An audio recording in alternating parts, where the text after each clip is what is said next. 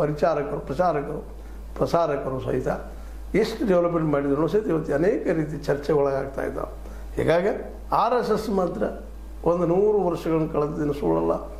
ಅದೇ ಕಾಲಕ್ಕೆ ಏನು ಕೊಟ್ಟು ಅಂತಂದ್ರೆ ಒಂದು ಮಾತನ್ನು ಹೇಳಬೇಕಾಗಿದೆ. ಮೂಲತಃ ಸಾಂಸ್ಕೃತಿಕ ಸಂಘಟನೆ ಅಂತ ಹೇಳ್ಕೊಂಡು ಗಾಂಧೀಜಿಯವರ ಹತ್ಯೆ ವಿಷಯ ನಮ್ದಲ್ಲ ಅಂತ ಹೇಳ್ಕೊಂಡು ಏನೇನೋ ಮಾಡ್ಕೊಂಡು ಉಳ್ಕೊಂಡು ಬಂತು. ಪಟೇಲರು ಸ್ವತಃ ಇದನ್ನು ನಿಷೇಧ ಮಾಡಿದ್ರು RSSನ್ನು.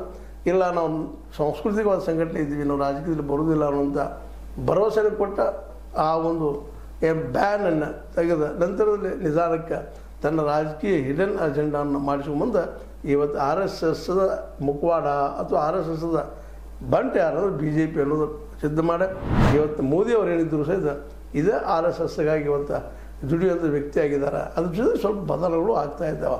ಆದರೆ ಆ ಬದಲಾವಣೆಗಳು ಮನದಾಳದಿಂದ ಆಗಬೇಕಾಗಿದೆ, ಸುಮ್ಮನೆ ಒತ್ತಡದಿಂದ ಆಗೋದ್ರಿಂದಾಗಿ ಮತ್ತಷ್ಟೇನೋ ಅಲ್ಲಿ ಅಡ್ಡ ಬರುವಂಥವು ನಡೀತಿರ್ತಾವೆ. ಏನೋ ಆಗಲಿ RSSಗೆ 100 ವರ್ಷ ಆಗ್ಯದ. ಈ ಸಂದರ್ಭದಲ್ಲೇ RSS ಬಗ್ಗೆ ಸಾಕಷ್ಟು ಜನ ಸಾಕಷ್ಟು ಇದ್ದಾಗಿ ಮಾತಾಡ್ತಿದ್ದಾರೆ, ಹೇಳ್ತಾ ಇದ್ದಾರೆ, ಚರ್ಚೆ ಮಾಡ್ತಾಯಿದ್ದಾರೆ. ಅದು ಅವ್ರ ದೃಷ್ಟಿಕೋನ. ಇವತ್ತು ನಾವು ಮಾತಾಡಿಸೋದು ನಮ್ಮ ದೃಷ್ಟಿಕೋನ.